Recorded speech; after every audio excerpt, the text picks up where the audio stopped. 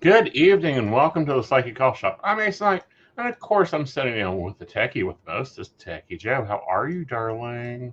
I'm doing pretty good. How are you this evening? A little all over the place. We've got, a few hundred things running around here trying to schedule the world out into a silent creation. Mercury in retrograde, so scheduling is a blast. And, Yes. all the other fun stuff. hmm Mhm. always. Mercury in retrograde is always a fun time around here It is. because there are always so many things going on. Mm-hmm. Um, you know, because it's the communication disruptor.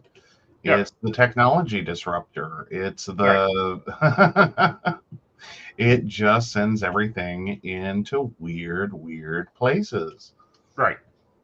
So yeah, And we're so you surviving. have to balance them out and figure them out, and sometimes they get a little bit cuckoo for Cocoa Puffs. I know, right? Yay, right? Yeah, but we'll get through it. We'll We'll get all through get through it. it. Yeah. That or we'll kill each other, one of the two. That's how it is.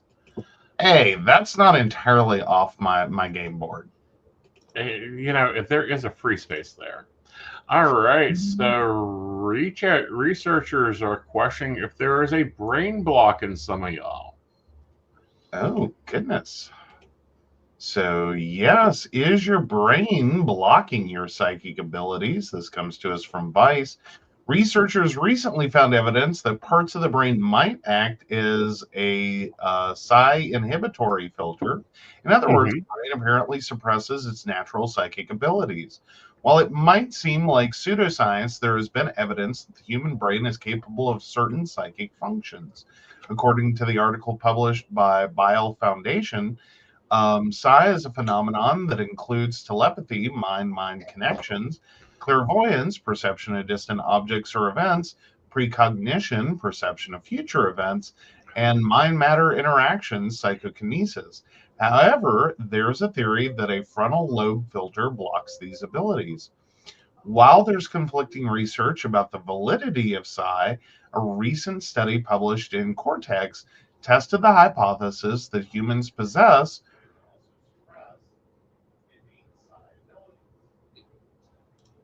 You froze on me.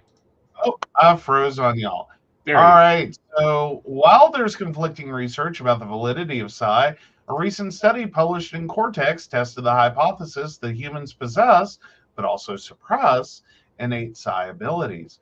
A major barrier to acceptance of psi is that effects are small and hard to replicate, the study abstract reads.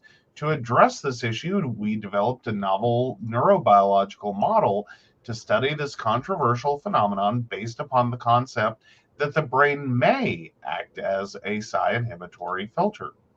The researchers used repetitive transcranial magnetic stimulation, RTMS, to induce reversible brain lesions in the left medial middle frontal region in healthy participants, the Bio Foundation, which supported the research, reported. According to lead researcher Morris Friedman of Baycrest Health Services, this study confirmed our hypothesis.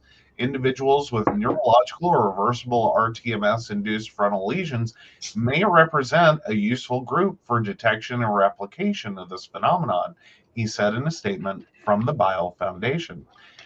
These findings are potentially transformative for the way we view interactions between the brain and seemingly random events. Friedman, who is also head of the Division of Neurology at Baycrest, continued. Additionally, the study might significantly advance research in the area of psi, helping to bring this phenomenon into the realm of mainstream science. The future is bright. It is, but it also kind of reflects on the history, communications, pattern behavior we have seen with psychics of having some type of a brain injury, electrification. Um, every psychic I know that's worth their salt is ADHD to the fucking hilt. Believe me, I've got 40 tabs open and three of them are playing music. Yes, Yes. and that's just at a minimum. Yeah. Yeah. Yeah. Yeah. That's at a minimum. So, with that, this is finally getting into some good research. And while some people can kick it, and some people, they need to just eat their Cheerios. There you go. So yeah, it should be interesting research long term, and I wonder if it'll actually start to really document it. Like, will the next iteration of the research, like, can they take parts of what they've learned so far and then watch that through iterations and figure out, like, okay, how do we actually measure this? How do we actually test this? How do we engage this and unlock this? So that, you know, there's a more, so basically what I'm expecting is this seems like the first step to an actual functional like version of Project Ultraviolet, which I'm not saying was unfunctional or non-functional. Right. I'm just saying that was the one where it was like, you know, what kind of LSD trip is this? Right. Like, what did you even begin to prove? You know, like you clearly didn't quite accomplish what you wanted to. Right. So I'm wondering if that's where that'll go, or if that'll finally be like a nail in a coffin that says, look, that's not real. Because that could happen. It could happen, but at the same time, it would be wonderful to be able to then go, okay, so you have a brain scan, you prove your accuracy, here's your certificate. Boom, you have this ability. You are a level 9 psychic and a level 5 medium and a level 2 telepath. Here's your card. Now go do your jobs. Well, I mean, I don't know that it'll quite work out exactly like that. I think it could more easily work out as to, no, seriously, you know, like, I have a card. But I also wonder what it might do long term to psychic businesses.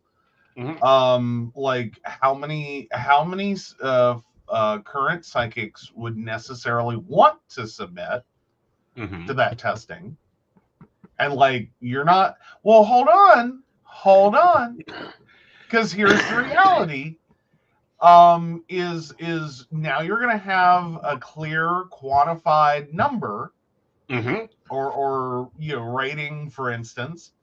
What could that do for some of your bigger names?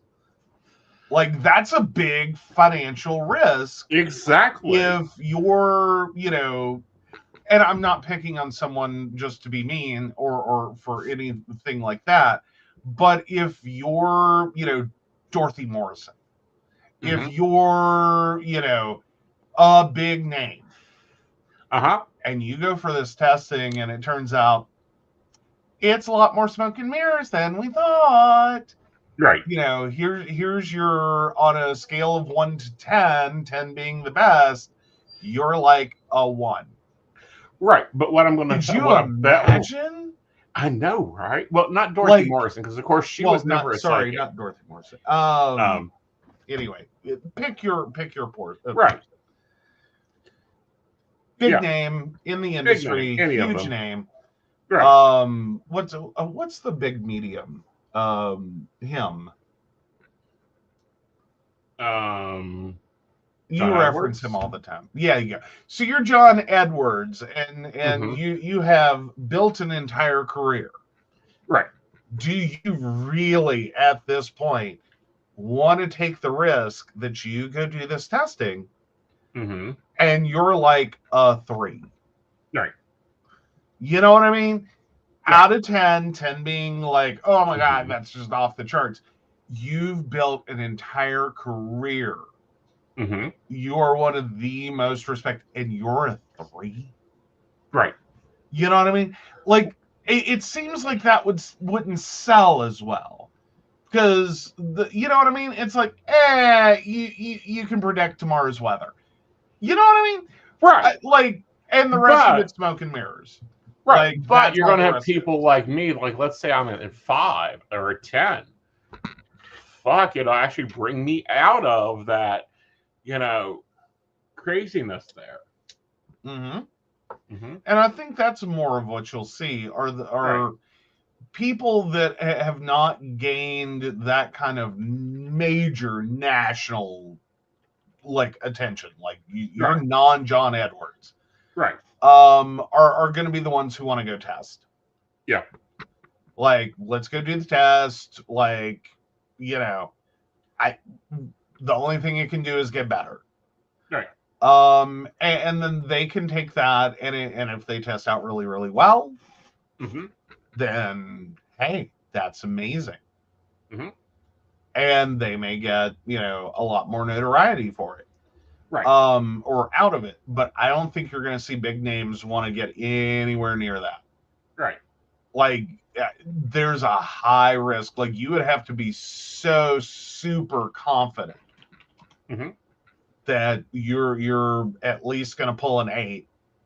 No, I'm sure I'd pull an 8. I mean, but here's the thing: if you're John Edwards and you really don't pull like an 8 or higher, people are going to have questions. Well, I think. What is his name? It's the new blonde kid that does that. That was on Hollywood and all that.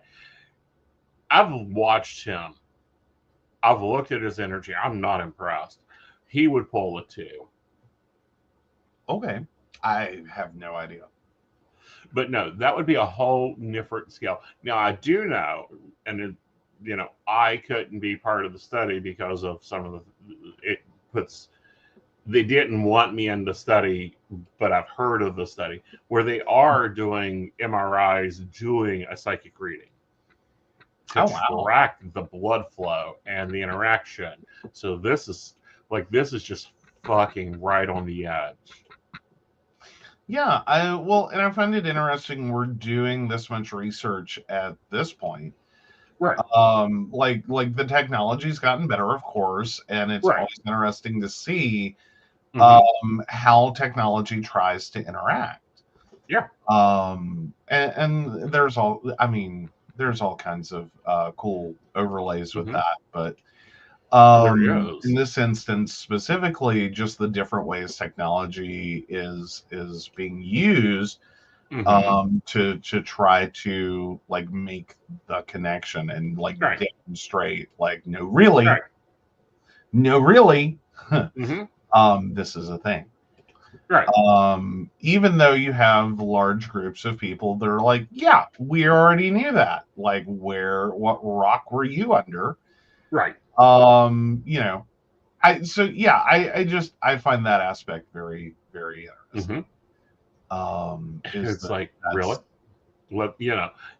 I find it as sign me the hell up, let's go.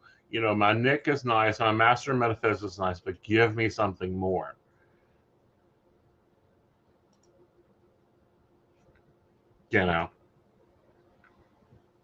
Okay. Sorry, I apparently dropped connection there again. Okay. What I was saying is, I'm sign me up. Let's get this done. I'm tired of seeing kids battle through their teenage years as they're psychically developing, going through all the troubles and tribulations, and just not getting it. They don't get the support. Well, not get the support is the least of my worries. The number of kids that end up being treated like they're the spawn of Satan, or they're part of some horrible thing. You've been demonically possessed or whatever. To be able to quantify that, no, right, no. Or the inverse, the number of kids that end up kind of getting treated like religious sideshow freaks. Exactly. And kind of worked to death, and because it's a divine gift from God. That pendulum swings from one side to the other. There's no medium. It's your spawn of Satan, demonically possessed, or you're the second coming of Jesus. There's no in between. when you attach that religiously, Mm-hmm. well, with Christianity especially, Mm-hmm. I like, yeah, Yeah. yeah, I would really, really like Yeah. um, that to not be a thing, and we can be like, look, and actually make it a diagnosable condition, just so like, hi, this is what this is. This is how this works. You know, it's not the Dark Ages anymore. We understand Mm-hmm. and can demonstrate what this is. Right. And able to do that. Mhm. That would be amazing. Stopping the aggravation would be amazing. Getting formal, studioized education about this, that you don't have to go to 50 fucking different schools and spend thousands of dollars. Mhm. Like, we added it up one time. I think I'm like $85,000 in debt, Wow. getting this course and that course and this degree and that degree and this one from over here, and oh, they retired that degree, so I have to go over here and take this course. Would love to get some formal. Yeah, that would be amazing. And some validation that Yes. because if you're going to take classes that are supposed to expand your abilities, being Mm-hmm. able to again quantify that, Mm-hmm. like show me what you're doing, show your work. Mm-hmm. Because like there's a school in Florida that you've been long interested in going to, for Yes. mediumship, Yes. and it's not cheap. It would be a relocation. It's what, like Mm-hmm. 6 months? No, it's 6 years. Oh, 6 years. Jesus, even longer than I thought. Yeah. But yeah, no, I mean, that's a whole investment there that Mm-hmm. people make. Right. And like, if you live in Florida, it's not that big of like, Yeah. okay, go do that. Right. Like, you're already here. Yeah. But if you're career wise or just interest wise really wanting to do this, Right. drop everything in your life, move to Florida for 6 years, spend a ton of money on this program. Right. It's $10,000 for the 6 year program to get the mediumship certification from Anasazi. It is 3 nights a week plus the weekends, and you got to live there, because it isn't like I can fly to Tampa. Just jump on a plane and fly to Tampa. It's Three like when I was going for my master in Oh, metaphysics, I would drive up to Hershey, Pennsylvania, 4 times a year. mhm. So yeah, I mean, it's just like, it's a lot to ask someone for something that, I mean, anecdotally, you can say, "Oh yeah, it's a great program. Like, it did so much for me." Like, Mm-hmm. because that's mostly Right. what you're going to be dealing with. Yeah. Is anecdotally, people have been through the program, are going to talk about their experience and what it did for them, and that, Mm-hmm. but being unable to like actually quantify that Mm-hmm. outside of, well, maybe like you do a reading before and you do one after Mm-hmm. and you judge. Again, it's some soft data. It's Right. a lot of interpretive. And then there's the harsh reality that Mm-hmm. when we spend money, Mm-hmm. we often justify it to Right. ourselves and others. Right. And the more you spend, the more you will justify it. Mm-hmm. So it becomes kind of like its own self-fulfilling prophecy at some point. Right.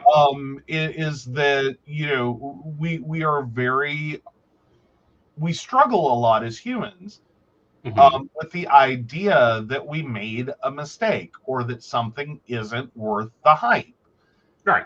That when everyone else around you is sitting here saying, it's amazing, it changed my life, it's transformative, we want to have the same experience. Right. Because that's the problem we have with like the um, basically the buying property courses or the investment courses, is you will watch people go down the rabbit hole. And thankfully with those, there's a quantifiable here. Right. Have you made more money? Yeah. Have you sold houses? Is this improving your life? At the end of the day, there's a bottom line you can see. When you're going through an educational program that is supposed to help with something like metaphysics, if you don't have quantifiables, then all you really have is the anecdotal. And you do have to worry that sometimes, and I'm not saying this is what's happening with the Florida program or any other program there is. Well, no, it's like right now I'm doing one of Bob's programs, but it's study. And this is what people don't get. It's like, but at the same time, you literally in your office, you have, because I bought the frame, it's a gorgeous one frame, beautiful diploma. No one can question, information systems and technologies. Well, debatably you can, and then you turn around and you run me through the quantifiables.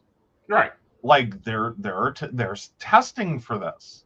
Right. You can sit here and give me numbers all day long. I will tell you now, the wildest experience I ever had was at a temp agency getting tested for my office skills in Microsoft Office. And literally having the secretary in that office go, your scores are higher than mine. That's no shit. Right. You know what I mean? Like, what did you expect? But when we look at it and see, I can't remember the beginning part of it, but business school and business, University of North Carolina, nobody questions that degree.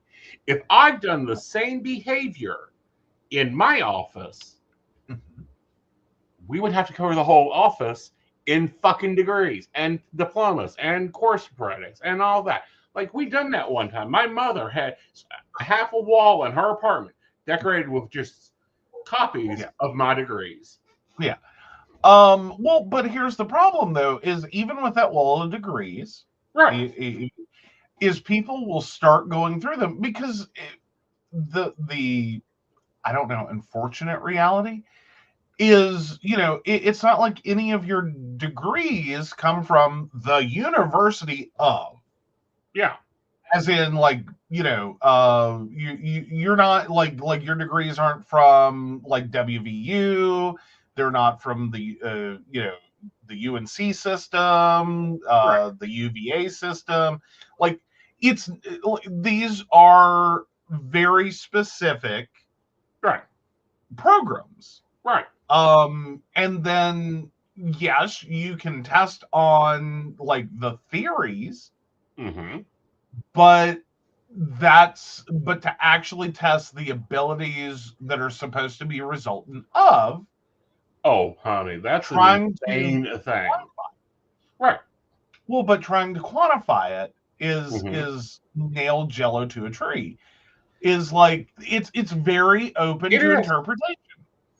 Right. It's not only open to interpretation, but you have to nail it every time. Yeah, well, and every principle of metaphysics I had to more than memorize. Yeah. So it is what it is. But no, if we can get the biological to link up with the metalogical, then we can begin actually designing credible courses that work for these individuals. Well, yeah, and quantify results. And literally give someone not just theory. And because right now the best you're going to get graded on is theory. The philosophical aspect of it.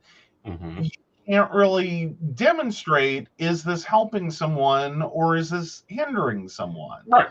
Is this like, what are you doing?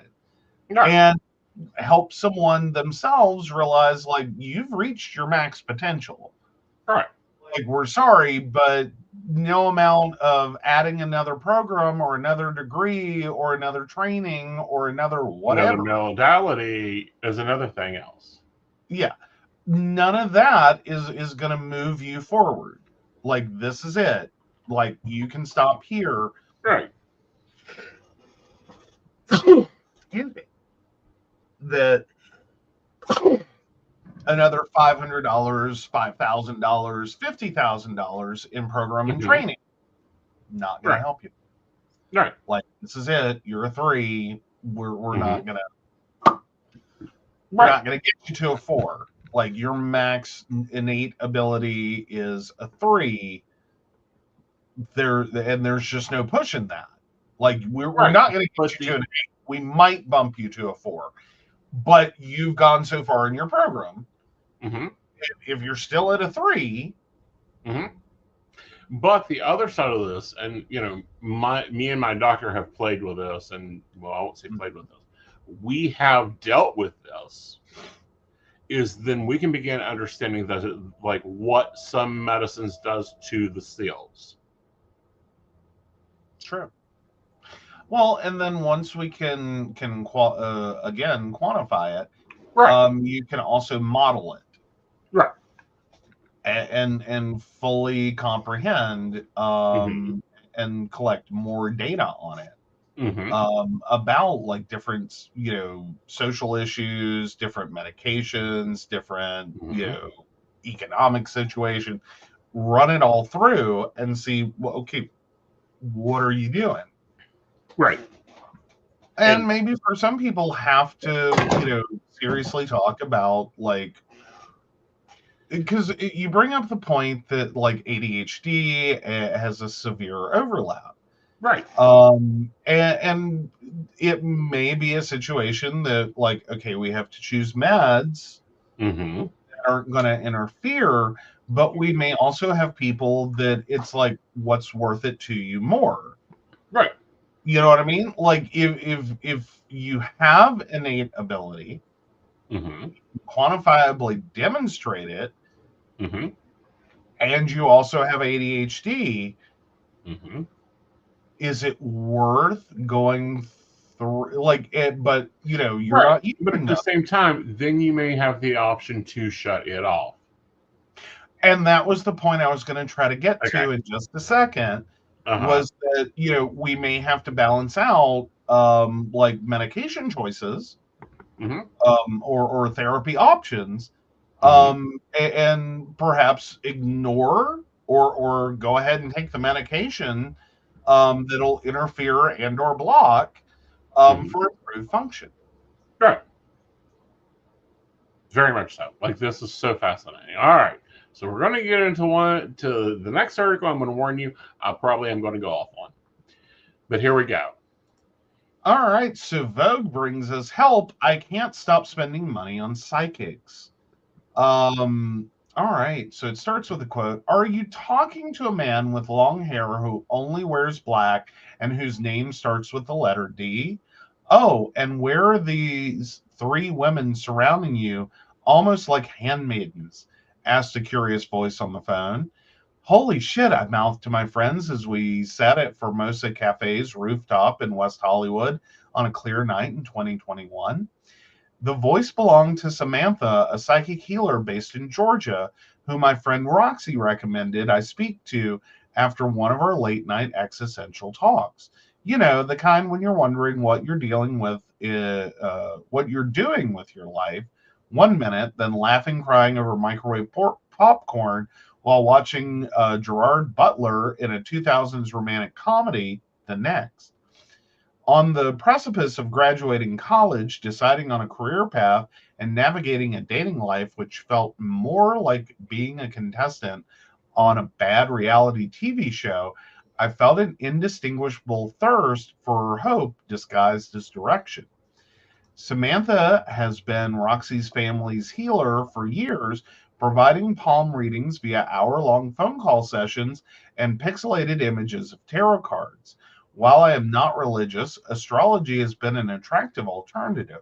As an Aquarius sun, Scorpio moon, and Leo rising, I appreciate self-reflection, personal insights, and enjoy rationalizing my emotions with Olympian precision. I also wanted to try something new.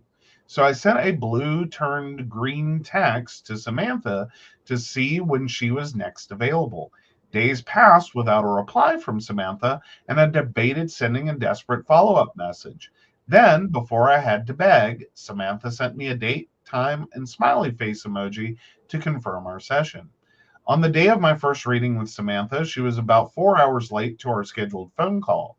When I tried calling her, it went to automated voicemail.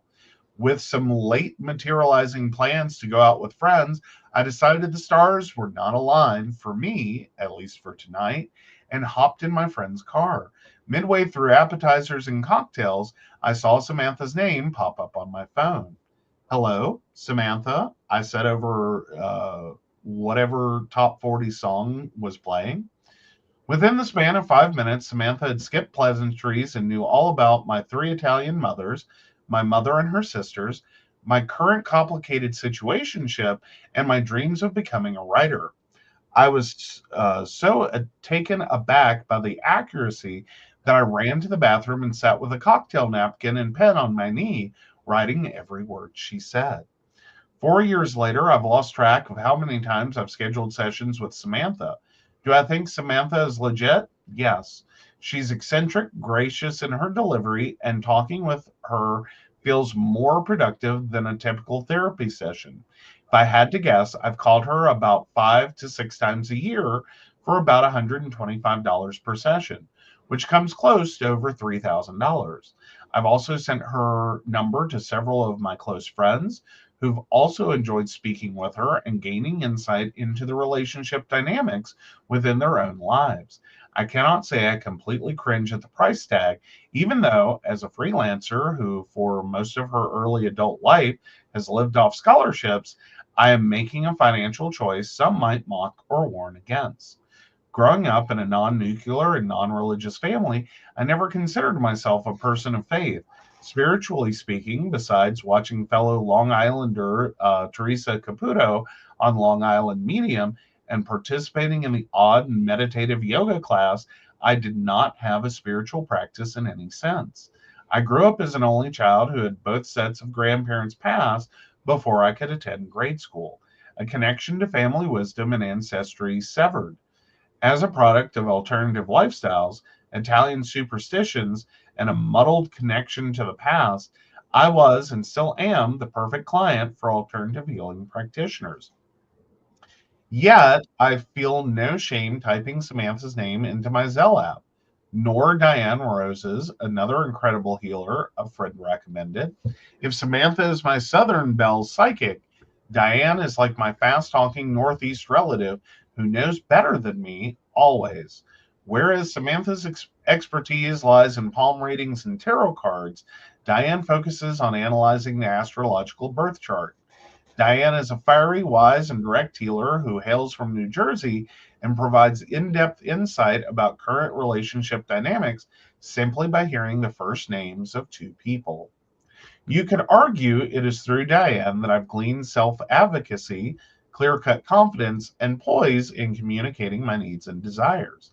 Diane's bluntness is often a hysterical, necessary, and endearing wake up call when it has come to my personal relationships.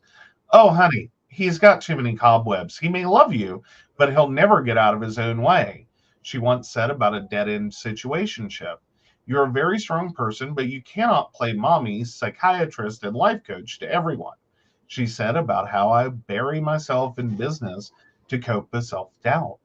If you cannot communicate to the person you're with, you're replaying your relationship with your father and have to get the fuck out, she says pretty much every session. Over the years, I've collected pages of journal entries recounting my sessions with Samantha and Diane. Some of their predictions never came close to coming true, and others were eerily accurate. Samantha had predicted when I would enter into my first adult relationship, where I would attend grad school, and who would be important influences in my career, down to the specific city and month. After sessions, I would oscillate between calm, inspired, and frustrated. Every session was like looking into a two-way mirror. where what you've hoped for and what fate had in store were both playing out. But while some sessions were emotionally taxing, my thirst for knowledge won out. Always, I'd end up reaching out again. If I had to pinpoint why I can't stop spending money on psychics, I'd say it's because I'm often seeking out experiences, people, and places which grant permission to openly feel, act, and release. My love for speaking to healers has allowed me to connect more with friends and family and open up the door for joy, laughter, and healing in my life during difficult times. And while some people in my life may raise their eyebrows or shy away from speaking to a healer, I continue to live authentically, whether it follows the predicted psychic plot or not. Plus, some of my greatest stories now begin with, "You're never going to believe what my psychic told me." Okay, so not as bad as I thought. No, it's not horrible. No, this No, is I a will say, normal case study. Huh? yeah. Well, I mean, I will say, wow, in that, like, you schedule an appointment. It takes 3 days to, I think it was, to get a response, and then they're 4 hours late. Yeah. I mean, the professionalism on that. Well, I can clear most of that up into 3 things. Okay. 1, Samantha needs this automated scheduler. Mhm. She's in Georgia. The girl's in LA. What's the time difference? Oh, about 3 hours. About 3 hours. So that still means it was 1 hour late on their own. Right. But yeah, but I then again would have thought that what would happen is an attempted call way too early. Yeah. Because it would make more sense if it were if your practitioner is in LA. No, she's in Georgia.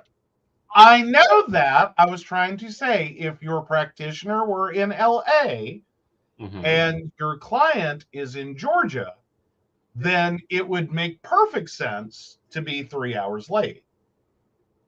Because if you schedule an appointment, you're in Georgia, you schedule it for 5 p.m., but they run it as 5 p.m. LA time, that gets you your 3 hours. Right. But that's why I find it weird that the practitioner is in Georgia, the client's in LA, and you're 3 hours late. No, because I'm figuring what she done is she gave her the time in LA, in what she thought was LA. And maybe did the math wrong. Correct. Yeah. I will say that the dyslexia is strong. In the practitioner circles, like dyslexia and dyscalculia, the number we have met, which statistically, there's like dyslexia is not wholly uncommon. Right. Dyscalculia, however, is a little bit more uncommon. Right.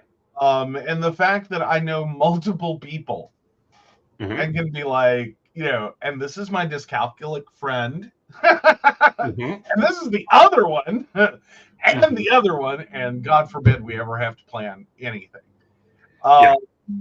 Because the maths will not math. Right. And, that's presumably normally the thing is the math doesn't math. The connection doesn't connect as well. But it connects on the other road. And that's dealing with time, a construct that I have to hold in my brain half the time, and it gets released the other half of the time. But anyhow. This is what a normal person should be doing. 3 or 4 times a year, you call me, you book an appointment. Well, you go to the website, you book an appointment, we talk to each other. You get a 3 to 6 month update, I get a nice appointment, we talk 3 months later. Well, and I will say, I don't necessarily throw off on the idea of, and I think a lot of the network has to kind of rely on it, is not necessarily using a psychic for psychic predictions all the time. in the high volume calls, but also just kind of connecting with someone. Right. And like they're saying, getting the advice, just general life advice. It's not psychic per se. It may be psychically guided advice. Like, how do we get you to the, this is what you want. Right. You know what I mean? And just kind of flipping back and forth in a pseudo life coaching kind of way. Is that you're not doing a new reading. You're not looking into it one more time. You already know. You already know what the situation is. You're going, okay, now what's going on? Let's talk it out. We're not playing in the stream. We're not, screwing with the situation anymore. We're just going, okay, we understand it's hard. Right. Let's give you a pep talk and smack you on the ass and send you back out in the game. Right. And I think there's a valid point in what the author was saying. That when you have lost a lot of family wisdom, or you don't have connection with your family, or with large swaths of your family, you do kind of seek out, people to get advice from, right? That you can respect their wisdom. And see, here's the thing, though, and the more complicated part of that is that is sit down long form appointments. That is a whole different reading and a whole different style of reading. And I used to hate that style of reading. Now I love it. I love sitting down with a client and knowing I got an hour. We can sit here and work through all your shit. I can get you fixed up. I'll see you in 6 months. Do you want to go ahead and book it now? You're a big fan of the 5-15 minute, reading. Like somewhere in that time frame, it's like we can cover whatever you need to cover, like bing bang bang. Yeah. And that's a lot of what you do on network. Well, no, that's not what I do on network. Oh, okay. What I do on network, however, is get them in, get them out. What do you need right now? Do you need to just know the next 20 feet? Do you know when he's calling? Like, I rarely do I have a client that calls me and goes, so, I'm starting a business. Me and my husband are having issues. And I want to check in on my life path and see where I am. And then while you're at it, let's look at the astrology effects of the next 6 months. Why? Because they're paying by minute. Right. And that's what I was saying, was that the 5 to 15 minute is what you mostly do on network. And versus in the private is typically where we start seeing more of the like 30, 45 hour. Oh, dear sweet Jesus, that hour has rebooked for another hour. Like, I'm never getting dinner. and that has happened. That has legit straight up happened. Like there's one client that immediately comes to mind, and we love her. She's great. Like, I've come to love her. But I will tell you right now, the number of times she has prevented me from eating because you had a scheduled appointment. And there's two this actually happens with fairly commonly. But one in particular, she booked an appointment for like, say, 5 to 6. Right. And so behind the curtain here, we're supposed to go eat at 6. Like, he has a tight book day. We have a lot of stuff going on. So we're supposed to go eat at 6. So at 15 till, we both get in the car and drive to a restaurant. And he will wrap up his call, and then we will go to dinner, is the plan. And then somewhere around 6:05 to 6:25, I realized that is no longer the plan. And he's, because he's still holding a phone, and this isn't, because here's the thing, we've been together long enough that I selectively tune in. I no longer have to selectively tune out. I have to selectively tune in to even hear him when he talks. I have to make a conscious choice because so much of the time you're on the phone and like, it's not my deal. I don't need to know, nor do I want to. Right. But I will be sitting there doing my own thing, you know, and I realized that like time has passed, and it's like, oh God, I've just listened to one sentence and I now know this is at least another hour. Bare minimum, another hour. There's no way. This is because literally all I need to know is like the client, period, just a name. And I can already figure out very quickly from past experiences that if we are now 5 minutes over and he's not talking wrap up, they're deeply involved in a conversation, there's a whole nother hour about to happen. It just shifted. Right. Because you like your appointments, you are very much you have an opening, a middle of the appointment, and a closing. And if you're 5 minutes over and this doesn't sound closing, there's clients that just have a notoriety of like, that's it, minimum a whole second hour. Honey, there are some clients that I need to dig deep in with a shovel, and I might come out of that mine sometime tomorrow. Yes. Yeah. And that's clients that we're dealing, and you know, these are not like, they're not broken clients. These are clients that have multi-billion-dollar lives, or literally problems that are so overlaid. Yeah. Like, I'm sure that comes into it. It's not just multi-billion-dollar lives. It's just it's one of those situations you can't pull on one thread without unraveling 15 others. That like, and that's a legitimate life experience. Is that for some people it's a very linear, straightforward process that everything's running on parallel tracks. Right. And you know, if one kicks off, that's fine. It's not. It's a problem, and you want to deal with it, but it's not the end of the world.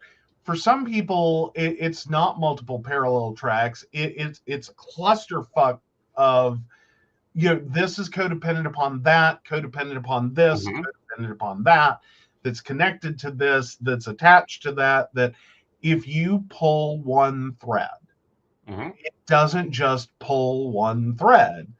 It pulls everything. Well, it's like one of my favorite clients. She is a barista. When she was going through a divorce, we were going through papers and sticking things together and pulling things into place and putting them where they needed to be and trying to tie every rope. And like you'd see the 1 hour 15 minutes sessions. When I first began working with her, it was 3 hours. Like, I just block out 3 hours, like 15 minutes. Well, and that's I know what that damn lawyer done this week. Yeah, well, there's a notable commentary there on booking your appointment with a psychic is codependent on every other client they book that day. And whether or not those calls, those sessions go according to plan. Yes. Because sometimes, and I have seen it happen, is a client hits, and what they hit with is like, oh shit, you just fucked my entire afternoon. Like, I mean, because it's what happens is if he's doing like, it's because Psychic Saturdays occasionally have pulled this stunt, is he will have a fully booked Psychic Saturday. And all right, this all works. It's great. It's wonderful. These are 15 and 30 minutes appointments. And then he hits the client And inevitably, when this occurs, it's always like one of the first three Right. that booked to 15 and needed 3 hours, booked to 30 and needed 3 hours Mm-hmm. at a minimum. Mm-hmm. And it just it becomes very hard in some situations, I'm Right. sure, to be like, I know you booked to 30, or 30 was up 30 minutes ago. You're in no place for me to leave you right now. Right. You know what I mean? Like, it's And I don't. like emotionally, you can't leave people in certain places. Mm-hmm. Like you can't do that. Like it doesn't know a time clock because Right. you're screwing around in someone's psyche and world and life, and get them to Right. at least to a curb in a Mm-hmm. decent neighborhood. Mm-hmm. Okay, we can book an appointment later, Right. and pick up the conversation. You don't dump them out in the middle of a gunfight in a bad neighborhood and go, good luck, Yeah. I have a next appointment. Oh yeah, second box of tissues and things are still unpacking. Yep. Yeah, those kind of, but I've seen that. I've seen that on Psychic Saturdays occasionally happen. Mm-hmm. I've seen that in person Psychic Saturdays, which, by the way, those are coming back. Yeah, we're going to talk about that in a minute. They're a little more rare in the in person, but I've also seen moments where like you got booked for a party, and these are just like rapid fires, and you'll have a client hit in the middle of that. It's Mm-hmm. like, oh, honey. First of all, here's my card. We're going to be here a while, and that line's Mm-hmm. going to get longer. All right, here we go. Right. Because when I saddle up, I saddle up. You're getting whatever's there. You ain't getting, it ain't like, oh, ding, ding, ding, ding. Well, honey, your 15 minutes have elapsed. Should we continue? It's more like, he's a fucking asshole, and let me tell you how we're going to fix his goddamn lily ass. Would you like to add more time? As in the voice kicks in of like networks and stuff. Yeah. Yeah. And it is how it goes. And it can be like, there is a certain tolerance level you do have to, and I don't think everyone sets the expectation, is that it shouldn't be every call. Right. It shouldn't be every time, but it can occasionally happen, is that you're going to get that message that's like, I am so sorry. I had a client book 15 minutes. They needed 3 hours before I could get them to a nice neighborhood. Right. And we're going to rebook later. But or they've already done it while I'm on the phone, because I'm going to start, like, there are some I'm like, you're going to go book. Here's your code. Go do this. We need to talk. And you best to book nothing under an hour. There are others that I'm like, why are you calling me? Well, it's March. I talked to you in January. The relationship is great. I just got the promotion you talked about. Why are you calling me? What else do you want? A bag of chips? All that and a bag of chips. Mm-hmm. Yeah. Like, why are you calling me back? What did you decide you needed in your life now? Right. What plane of existence are we dealing with today? Yeah. Yeah. But no, I think there are some clients that do definitely book appointments that are like, you are so not ready for a next appointment. Like, deal with what you got. Mm-hmm. You know what I mean? Like, especially when it's all good things. Right. And it's like, what else? Like, are you disbelieving? So you're waiting for the like, fate's going to slap you in the face? Mm-hmm. Like, don't you think I would have mentioned that, oh, by the way, don't get too comfortable. Fate's going to slap you in the face. Right. Like, I would think would be part of a conversation. Well, I would think that part of the conversation, and it has been part of the conversation, is, honey, I don't want to see you again. Do not call me for 2 years. Once you get him across the altar, then we can debate more. And that's because, like, And I've had to go head to head with managers when I'm like, I ain't talking to this client anymore. Like, don't touch it. Right. Stop touching it. Right. Like, find some self-confidence, find some it's going to be all right somewhere, and roll forward. Because the more you keep sitting here going, this is all going to end in disaster. That instability, the more you keep picking at it with that, and get exactly what you want. Well, not only that, but there's the observer effect, and this is what people do not understand. And this is something that is a physics experimental issue that is also a metaphysical verse issue. The observer effect. When you watch something, it slows down its anatomical energy, and it affects experiments. And they found this out by were in the middle of doing something, and they had to cover it up real fast because there was another table that went bad. So they were trying to protect the experiment they were having.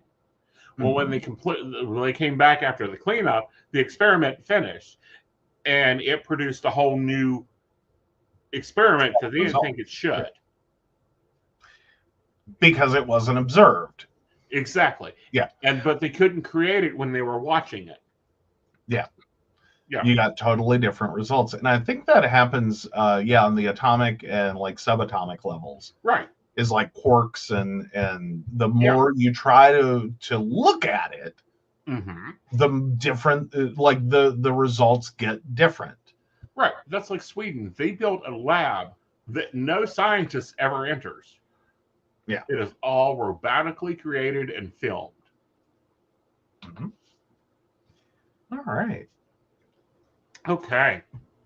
So we have an announcement. And this is why I've kind of been making some moves, and we've been making some moves, and there's being updates made to the sites and that things. There's going to be 2 different Psychic Saturdays. And you guys are going to be able to see me in person again. Yes. There is the 3rd Saturday of the month, which is Virtual Psychic Saturday. Book a reading with me across the fucking planet. And if they've got the satellites hooked up, you can get me from Mars, or from the moon, or the space station, or Mars. Yes. Yes. Okay. And then the last Saturday of the month, you can find me at the Crystal Lotus shop. Very cool. Yes. Which has a new location.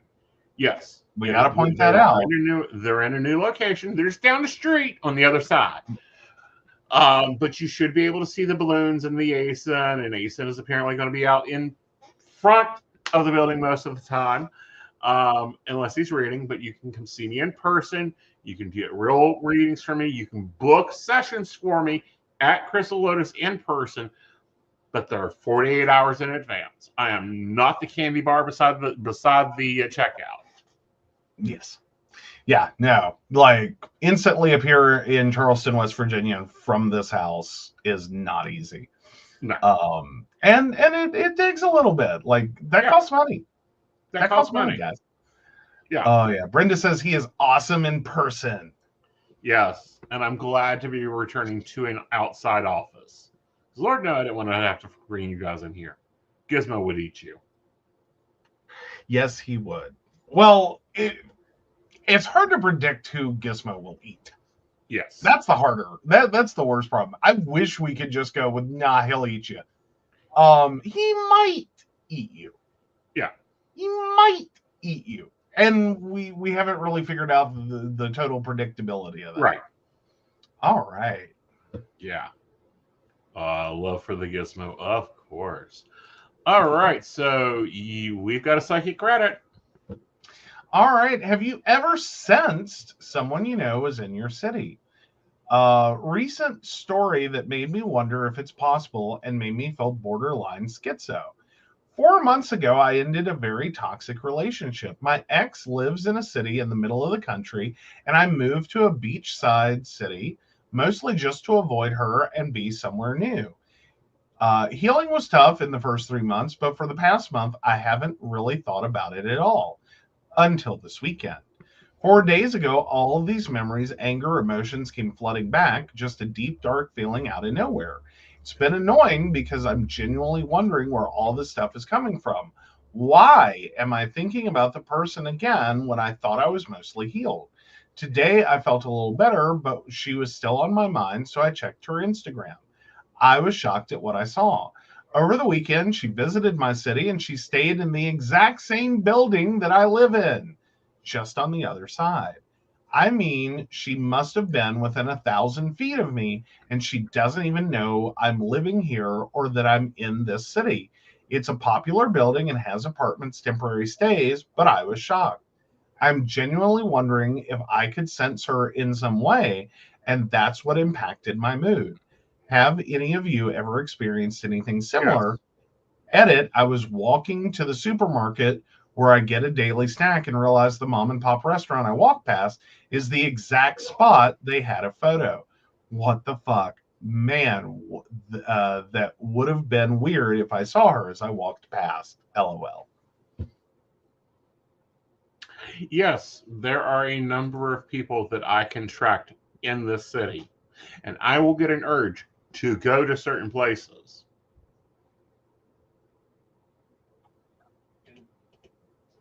All right. Yeah. Couple exits, it's just like, shit. All right, let's go to Walmart. I want to go to, and it's not because that's their pattern, it's because I know they'll be there. And sometimes I just want to piss them off for the fun of it. That's just wrong. Yeah. But yeah, no. I also think there's some legitimacy that I don't think you can ever be in a relationship with someone without rubbing off on them to a degree. Mm-hmm. And some things, as statistically impossible as it seems, Mm-hmm. somehow occur. Mm-hmm. That it's a happening. I think one of the wildest moments I had in college was sincerely, I was walking through in this vein, was walking through the Elliott Student Center, which is this building. It's a multi-use building. It's mostly like student org offices, and it's got a little cafeteria and a meditative space and all this. Anyway, student union basically. Mm-hmm. So I'm walking down the hallway, and I instantly recognize two people, and I'm going, "You're in the wrong state. You're supposed to be in West Virginia." You know what I mean? Like that moment of like, how are you here? Mm-hmm. Like you did not go to you do not go to school here. There is no reason for you to be in this building. Right. There nothing. And I just stopped and I looked over because one was a former classmate. And like all I could do was say her name in that like disbelief tone of like, "Is that you?" Mm-hmm. And she's like, "Oh my God." And I'm like, "Hi." I said, "I thought I was having a stroke." Mm-hmm. And I found it interesting who I chose to see in my stroke. Uh-huh. You know what I mean? Like, if like, it was Right. that level of like, what? What? You know, like, how? What? But turns out they were looking for or she was looking for a different college. Mm-hmm. So her and her family exploring colleges. One of them on her list was the University of North Carolina at Greensboro. And so they were doing their little campus tour. Mm-hmm. And just so happened, Cool. and it was like, what are the statistical odds? And then I got to thinking about it. A lot of students choose to go within a gas tank of home. So you're far enough away that you don't have mommy and daddy breathing down your neck. Mm-hmm. but close enough you can get home in an emergency. It's a common thing people do. Mm-hmm. And when you start looking at schools and programs, Mm-hmm. it's like it's in the Goldilocks zone Right. of like it has the program that you're interested in, it has this, it has the distance factor, Mm-hmm. it's the Goldilocks sweet zone. Mm-hmm. It and a few other schools which were on her list. Right. And it's like, okay, so it's just weird timing at that Right. point. You know. Yeah. That like I was having a normal like Tuesday or whatever day of the week it was, and Mm-hmm. doing my normal thing on that day.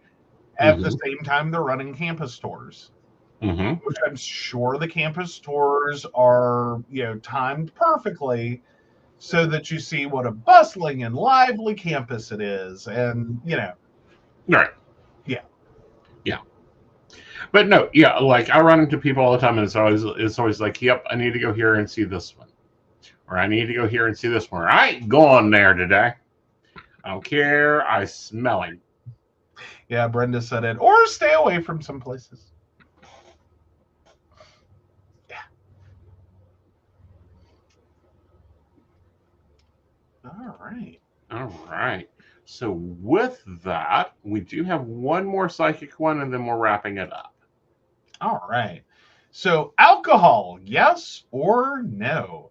So I know I've read so much about abstaining from alcohol as it dulls the psychic ability, but honestly, I feel my most relaxed and in tune with my body and whatever very small abilities I may have when I've had one, at most two small drinks.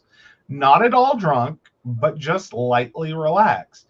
That being said, I'm still very new to trying to get in touch with my abilities. I do find that I'm highly anxious and overthinking in my typical state. Would you say a drink maybe has some benefit to a small extent, but overall tends to be detrimental? Just wondering if anyone had any opinions or thoughts about this. Do not drink and psychic. No. Here's why. It's like taking and drinking an espresso and then running a marathon. Yes, it will help you in your performance short term. Long term, it will weaken you and destroy you. Well, yeah. Well, part of it is like alcohol is the great lubricant. Mm-hmm. It's one of the things someone said years ago. It's a great social lubricant. It is great for pulling you out of like overthinking and anxiety. It is. Let's just be upfront, honest about alcohol. It will Right. absolutely do that. The problem isn't that that's what it will do. Mm-hmm. The problem is you get dependent on it. Mm-hmm. Over time, you will require more of it, Mm-hmm. and you will very quickly find yourself in a place where it's no longer helping you, Mm-hmm. it's hurting you. And more to the point, you are now worse off Mm-hmm. because you only know how to do it. Right. To give that speech, do your psychic reading, Mm-hmm. give a presentation, whatever it is, Right. when you hit that happy alcohol place. Right. So when you've gotten to a point that you have accumulated a tolerance, Right. and now it's not one or two, it's 4 or 5 or 6 or 10 Mm-hmm. drinks to be able Right. to do the work, Mm-hmm. whatever thing it is you don't want to do that you use the lubricant for. Right. Okay, now it's starting to negatively impact your life. Right. And it's you're not just in this situation you were a functional alcoholic. Now the tolerance level has just left you an alcoholic. Right. Which is typically where people want to, like, they start hitting rock bottom, they need Mm-hmm. to quit drinking. but they still have to function as Right. human beings. And it gets very, very hard, Mm-hmm. and is a lot of struggle and work to figure out, after all these years of using alcohol as a lubricant, how to live through the friction Mm-hmm. of that thing that 10 years ago, 20 years ago, 30 years ago, you learned alcohol would help you get through, Mm-hmm. they still have to do. Mm-hmm. You're even more anxious. The friction is even harder Mm-hmm. then than it would have been if you had learned how to get through the friction initially. Right. Like, great lubricant, and if you're on a one-off that you have to do a thing one time, Mm-hmm. have drink. If, however, this is going to be a repetitive part of your life, and this is where a lot of people fuck up, if you need the alcohol as a lubricant to get Mm-hmm. you through social situations, public speaking, like all these things that are hardcore part of your lives, Right. don't do it. Not even the first time, because Right. you're never going to get to a point where you're doing it naturally. Right. Meanwhile, you're going to have the additional problem that your actual ability is going to be influenced, just Mm-hmm. as your body is. Right. But more to the point, it's one thing when you are, a baby, you are new to this. I'm just a Mm-hmm. baby, and you are nervous and stuttering, and you're uncomfortable, and you're trying your best. Right. To fail then is one thing. To Right. have a 20-year career quit and have to quit drinking because you've hit rock bottom, and now you have to face the friction, and you are stumbling, bumbling, and completely just flailing, Right. that's another. Well, but see, the other part of this is alcohol influences the frequency and harmonics you read from. This is why it's like, no, you do not drink. You don't do anything extra. If you do anything, you want to stimulate, not Well, destimulate.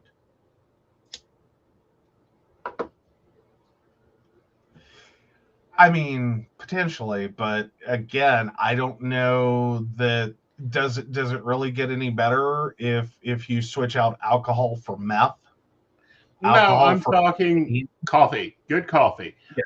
Um, Well, thank you. I'm glad you clarified that, because it sounded like, if you really want to do something to help your abilities, like, smoke some meth. And it's right. like, I don't think that's what he means. Yeah.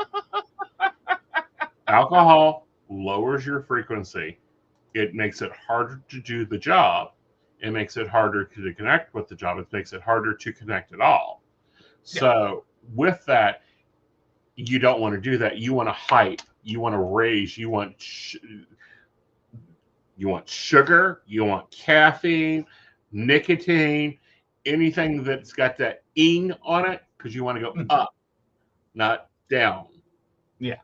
And with that comes the caveat of, like, don't have it, like, if you find yourself having to pound like 5 monsters before you do a reading, stop. You're not hyping up. Like, You're working too hard to hype up. back up. Like, that's too much caffeine. Don't do it. Don't do it. That's new pullback. Yeah. But yeah. Yeah. Oh. Yeah. All right. So, do you have an "Are You the Asshole" you want us to debate, or not? I did not get a chance to pull one, but I will Okay. gladly take one. Oh, let's do Magic 8 Ball.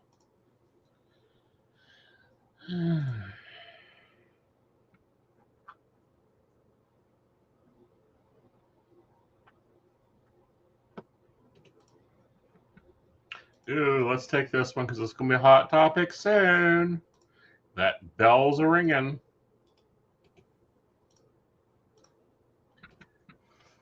All right. So, am am I the asshole for refusing to help my best friend with her wedding because she didn't make me a bridesmaid? My best friend, 24 female, will call her May, and I, 24 female, have been close since middle school. We've talked about being in each other's weddings, so when she got engaged last year, I assumed I'd be a bridesmaid. She recently asked me to help with the wedding planning, but when she showed me the list for her bridal party, I wasn't on the list. I asked why, and she got awkward and said she had to make some choices. The party included her sister, her fiance's sister, and a few newer friends she's known for a couple of years. She wanted a small party. I didn't want to make it a big deal though. I congratulated her and figured I'd still be a guest, but then she started asking me for a lot of help. Things like dress shopping, DIY decorations, venue hunting, making party favors, etc., etc. I finally told her, "Hey, I love you, but I feel weird doing all of this when I'm not even a bridesmaid." She got angry and said that she thought I'd still want to be involved because we're best friends. I told her I'd still be at the wedding, but I wasn't going to do all this extra work when she didn't even consider me close enough to be at her bridal party.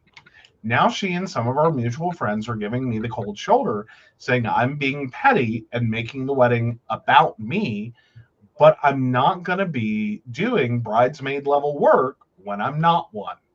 Am I the asshole?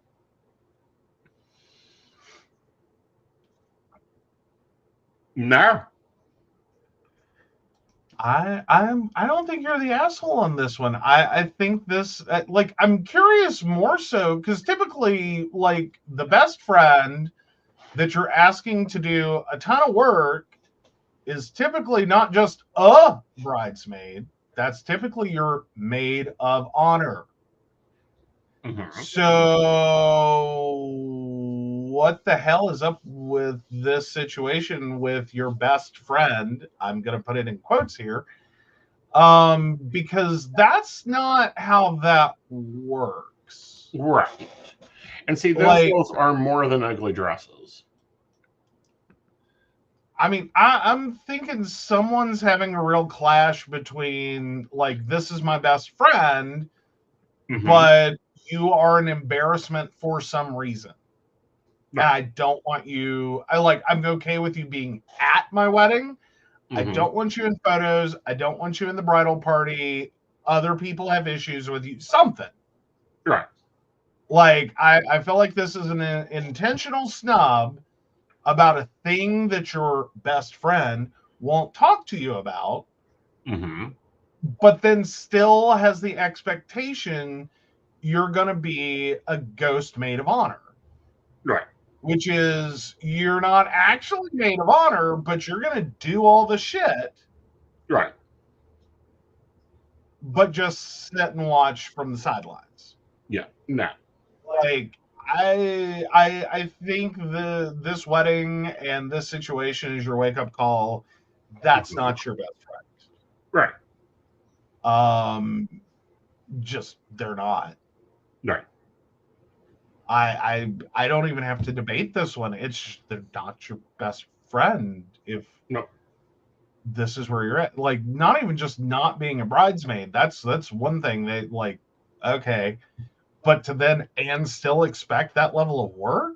No, Mm-mm. no, no, no, No. no. No. No. They don't get that choice. That's not the friendly choice. That's not the choice they should have made. Now it may be an indirect stub. It is possible that like this is like the mother of the bride Mm-hmm. has an issue with you, Mm-hmm. and that like this is a very ugly hot topic. Mm-hmm. That I mean, as in weddings are wild for Right. the things.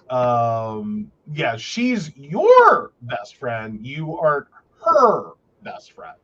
And can we say that term is overly used anymore? Well, it can be, yes. Yeah. But even if it's true, even if you were actual best friends, I like weddings are wild. Mm-hmm. Mothers of brides, and mothers of grooms as well, equally, Mm-hmm. have been known to make some pretty out there demands with purse strings attached. Yes. Like, I'll pay for your wedding, but that stupid girl that you hang out with can't be a part of it. No. All right, so we're going to follow y'all. The poll is up. Go ahead and vote. We're going to follow back up with a comment here. All right. This was talking about buzzing. This is my warning. This is also why if there's a now questionnaire when I book a party. Is there alcohol at your event? Yes. Because if there isn't, I don't need a driver home. Yeah. Well, that's not always true. Yeah. It's not always true. Because if we definitely know that there is alcohol at an event, like it's a party, there's an open bar, you definitively need a driver because you're gonna be plastered. Yes. Not because you drank. No. But because you spent an entire evening reading alcoholics who are already drunk. Right. But that doesn't necessarily exempt you if you just happen to be in an event that has no alcohol, but has a very high alcoholic presence. Yeah. That can, or any other substances. Like, that's kind of the danger of trying to put you on the road. Is like people live lives, and it like we know to expect for like this is a party with kegs. We're going to be hammered. There's no way around that. Like everyone's going to be drinking something. And it's not going to be a long line of designated drivers. But even just in general life, the number of people who have substance abuse issues that are gonna cross your path, right? It's almost unavoidable that even if you're just doing a random psychic Saturday, which I'll tell you now, Shauna. I mean, there's been some like sip and paint kind of events, but in general, like her psychic Saturdays do not have like an open bar. Right. Doesn't mean that the bar a few doors up doesn't have a few people wander in. Doesn't mean that, some people just have substance abuse issues and they're functional and they go about their life. They had a couple of drinks before they got behind the wheel and drove over. That's not unavoidable. No, but it's not 37 people that are drunk. This is why I normally don't read like open bars. Oh yeah, he's going to be so plastered, it's going to be a miracle to get him in the car. Yeah. Like by the time he hits 37 readings in an evening, everyone is smashed. And you expect him to get behind the wheel of a car and drive? He'll get behind honestly, what would happen would be almost cute. He will get behind the wheel of the car and take a nap. Right. Like, that's all he's going to be able to do. Like, that's it. That's all he's got. Because he's hammered. Yeah. He will blow a 0.00000. He's effing hammered. Right. But I still the unpredictability, though, of like going into any situation, even if there is an alcohol or substance use going on, you still have to contend with. It doesn't prevent your last 3 clients of the day having a substance abuse disorder, and they're loaded. And is that a safe situation? Brenda, I don't have that, and here's why. They don't touch my cards. Oh yeah. Like, I can read drinks all day online. Now, did that get any better? Like, because at one point, you were like during the panini, You were doing in-person readings, but it like we had sterilized everything. Mm-hmm. Like you weren't allowed to touch cards. You're not allowed Mm-hmm. to. Did that get any better with the in-person, or is that just no? You're No, treating it I'm totally connected to. I'm not reading the energy field. I'm in the energy field. okay. So that's probably the bigger differential to make Yeah. is because you're not just reading it, you're in it. Yes. Okay. Well, and then how much is also the external influence of an event with alcohol or without, Mm-hmm. and the energy of the room? Because that's again, you're in it. You're not reading it necessarily, but you're still in it. I don't know. Like I've done vice versa and never had a problem. I've done vice versa, read vice versa, put the cards up, and pulled out the black card and started drinking, and still walked out of the bar and looked at you and go, "Okay, you're driving because I had a drink." Yeah. Yeah. But I mean, in general, like that's her whole thing is like, I'm not getting in the passenger seat if you've drank. Right. I don't care if it's one drink. I'm not doing it. I'm Right. a little That's too always been our OCD thing. for that. But no, like I've never. So it's not the room. It's sometimes not even the people. It's the amount of people. Mm-hmm. Mm-hmm. Okay. Yeah. I was just curious. Like, yeah. Yeah. I think the only thing I'm more like insane about is like seatbelt usage. Yeah, I know. Then like I'm not getting in the car with someone who's had a drink. Right. You could talk me into it at some point. I would have to be dead, dying, injured, or completely screwed up in my own way. Yeah. But seatbelts, I don't fuck with seatbelts. Right. But no, like, so that's not an issue. Like, it isn't that I'm reading in a bar so I go drunk. No, it's the number of people and their energy and me stepping into that energy and being in that energy that I get free drunk. You know, I drink Pepsi all night or Coke, whatever the bar's got, and I walk out plastered. However, I go into the bar and get me a rum and Coke, a vodka, a vodka, a vodka, a vodka soda, a vodka Sprite, Pink Harriet. We're still going. Okay, interesting question then that just crossed my Uh-huh. mind. Do you think that the energetical experience of others Mm-hmm. is more intense than your own personal experience of alcohol? Yes. Interesting. It's kind of like the incident, and you know the incident I'm talking about. It's the only incident I've ever called your full name at. Yeah, that was a bad one. Yeah, like that energy, it had not a nice effect on me. No, that was a bad. Like there were so many things wrong with it, and it was so early on. Uh-huh. Like I don't think I would make the same mistake now. Like that poor dude.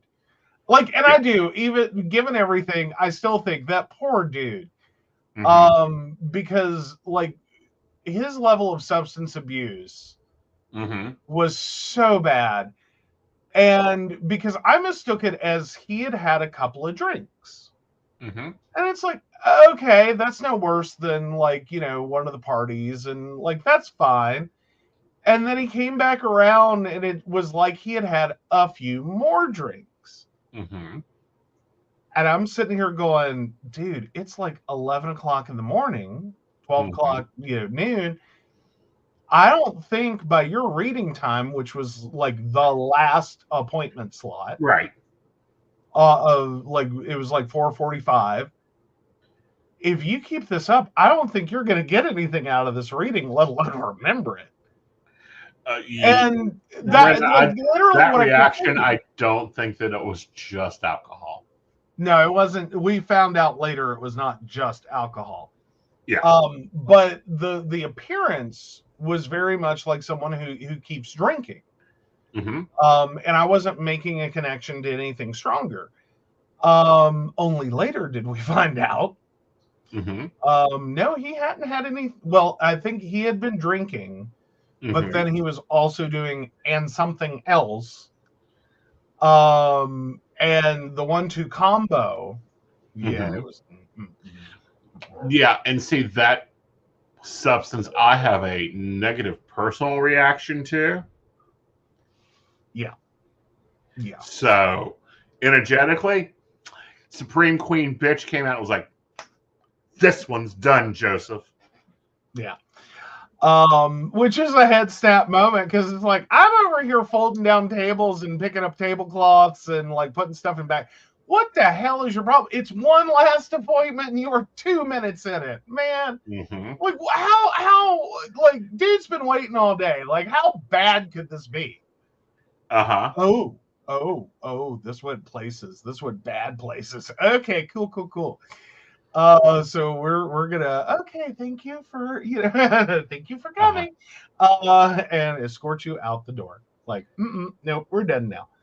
Yep. But now Brenda did ask, so nasty drunk energy versus giggly happy drunk energy, does it make a difference? Nope. Well, actually, it wasn't really a poor Joe moment.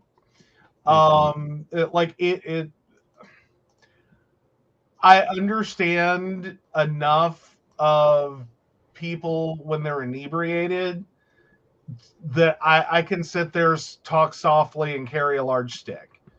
Mm-hmm. You know what I mean? Because that's most of all you can really do with someone who is heavily inebriated. Is buddy up to them. They don't have the ability to care or know the difference, that you're not really friends or that you don't really care about them. Mm-hmm.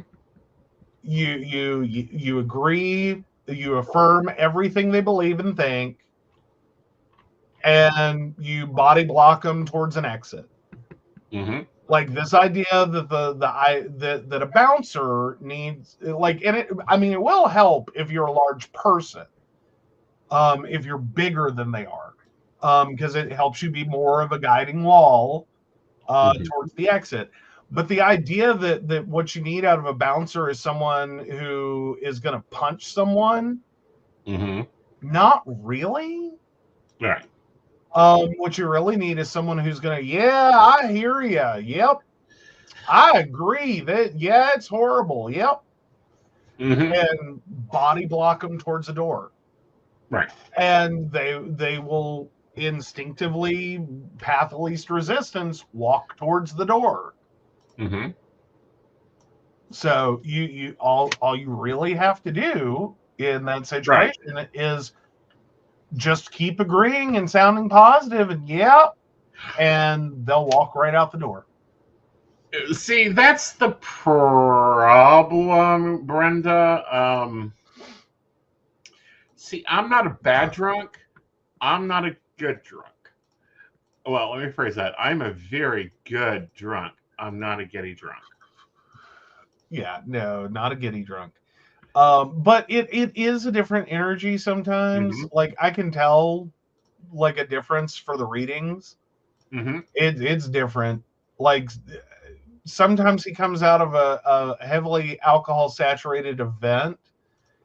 And if it's been a night full of people that are in shitty lives, shitty moods, and shitty everything else, that's one version of Aeson.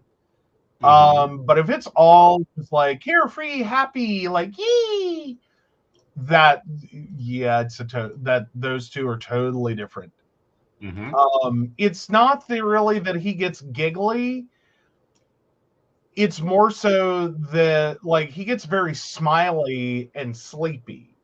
Mm-hmm. With the more negative, angry, Right. whatever energies, he gets very aggressive but tired, sort of Mm-hmm. like when a toddler's supposed to take a nap and you said the word nap and now they're pitching a bitch because I'm not taking a nap. No nap. Yes. It's like that Yeah. all evening long. Yes. And then like normal drunk me.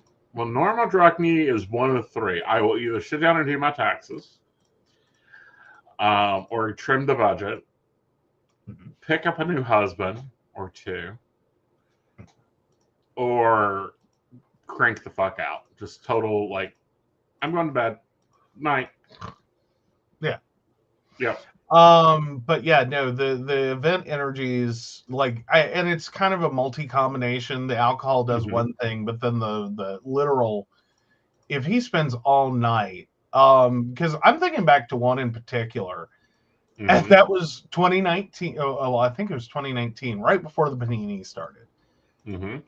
And it was October,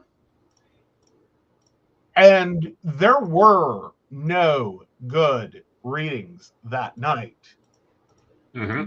Again, we didn't know what we didn't know. But no one was getting a good reading about their relationship, their business, their, you name it. No one got a good reading. Everyone either left upset or literally broke down at the table crying.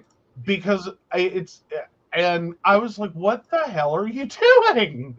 Right. Like, I'm not saying go all fluffy bunny on these people, but what the hell are you doing over there? Like, Jesus Christ, we need stock and Kleenex. Right. Well, that was all 2019. Yeah, that was all of 2019. But that party, which I think was about the last major public event you did, like high volume. That night, oh my God, you were so hateful. Like, you were just in the foulest mood, and everyone at the party was even more drunk and was equally in a pretty foul mood. Not just the ones that saw him. I mean, just everyone was like, all the costumes that year were really like murdery. Right. Like, you know what I mean? Like, it was the weirdness of that whole night was weird. Right. Like, it was all serial killer costumes. Like, no one had a happy costume. Right. No one was in a good mood to start with. The ones that signed up for a reading got in a worse mood. Right. It just, ugh. Right. And then try to wrap up the event with you, and you're just like ready to punch people. Yeah. And it's like, can you just go to the car, sit down, and shut the fuck up? Like, I can carry stuff to the car. I just can't deal with you right now. Right. Was where I was at. It was, and he went on, he was fine, whatever, stormed off to the car, fine. Right. And I loaded everything up. By the time I got to the car, he was literally passed out. Yeah. And did his normal. The minute we got near an exit with a Waffle House, he woke up and went, Waffle House. I kid you not, this is a thing. Yes. Sat bolt upright from a laid down car seat at 70 miles an hour and pointed at the exit with the Waffle House. Right. How is that a thing? I don't know, but it is. Yeah, you know, David likes a good Waffle House. He has to find a better alternative. I know, right? But yeah, it's an experience. But no, that was probably the worst event. It was a great event financially. It wasn't like a horrible event itself. Right. But like, even I'm sitting in that room like, this is flipping not the norm. Right. So yeah, anywho. Yeah. Anywho, it happens. It's not the best. It's not the worst. It just is. Alrighty. So survey says, no, you are not the asshole refusing to work your ass off for a wedding you are not even party to. There you go. Yeah, David was watching for Waffle House. David is saying he's hangry. Yeah. David is constantly hungry. Not hangry, hungry. Like, he is all about the carbs and sugar. Right. So, yeah. Yeah. So with that, guys, you guys have a great evening, and we will see you Saturday at 9 p.m. No, 8 p.m. And we're back to 8 p.m. Yes. Although, we'll see how that goes, because that's a struggle to rush back. That's not this week. That's next week. I thought that was this week. No, it's the 20. This week is the. Oh, that's right. I'm good now. Thank you. Thank you. I caught up. Awesome. I love it when you catch up with us, darling. So we Yeah, I take know. us. We'll see you later, but we got some Patreons to thank. Yes, of course, we want to thank Beverly Walker, Mika G, Brenda, Joan Owen, Shannon C, Shannon D, Lady Gwendolyn, Caitlin Bell, Devin, and Bella.